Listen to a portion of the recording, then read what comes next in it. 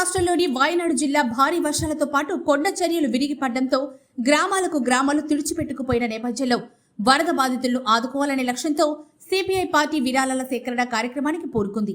CPI జాతీయ కార్యవర్గ సభ్యుడు చాడ వెంకటరెడ్డి ఆధ్వర్యంలో సిపిఐ నాయకులు కార్యకర్తలు హైదరాబాద్లోని హిమాయత్ నగర్ వై జంక్షన్ ప్రాంతంలో విరాళాలు సేకరించారు.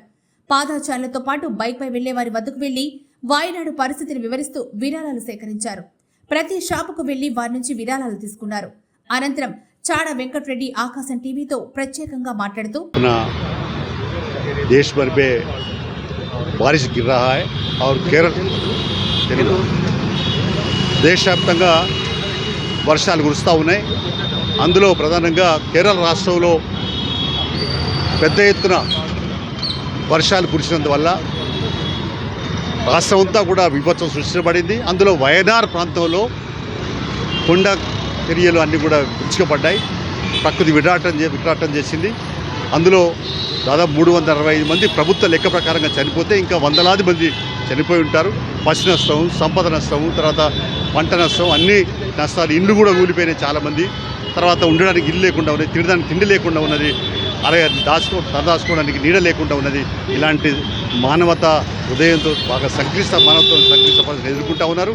అందుకని దేశవ్యాప్తంగా మరి ఇప్పుడు కేంద్ర ప్రభుత్వం కూడా ఇది జాతీయ విపత్తుగా గుర్తించి 5,000 కోట్లు అత్యవసరంగా సాయం చేయాల్సిన అవసరం చెప్పి కేంద్ర ప్రభుత్వానికి విజ్ఞప్తి చేస్తూ ఉన్నాం. అలాగే మరి దేశవ్యాప్తంగా కూడా ప్రజలందరూ కూడా ఇప్పటికే సహకరిస్తూ ఉన్నారు. చాలామంది బియ్యము లేకుంటే వస్తు రూపాయల బట్టలు అన్నీ పంపిస్తూ ఉన్నారు. ఇక్కడ కూడా హైదరాబాద్ నగరవాసులు కూడా నిండు హృదయంతో పెద్ద హృదయంతో వయనాడ్ బాధితులను ఆదుకోవడానికి మానవత్వాన్ని చాటాల్సిన అవసరం ఉంది. తప్పనిసరిగా ఆర్థిక సాయము, వసూలు సాయం ఎలాంటి సాయం చేసినా భారత కమ్యూనిస్ట్ పార్టీ హైదరాబాద్ జిల్లా శాఖ జిల్లా మరి యూనిట్ తప్పనిసరిగా మరి సేకరించి వయనాడ్కు పంపిస్తుంది. అందుకని అందరూ కూడా వీలైనంత వరకు సహాయ సహకారం అందించమని ప్రజలకు విజ్ఞప్తి చేస్తా ఉన్నాం.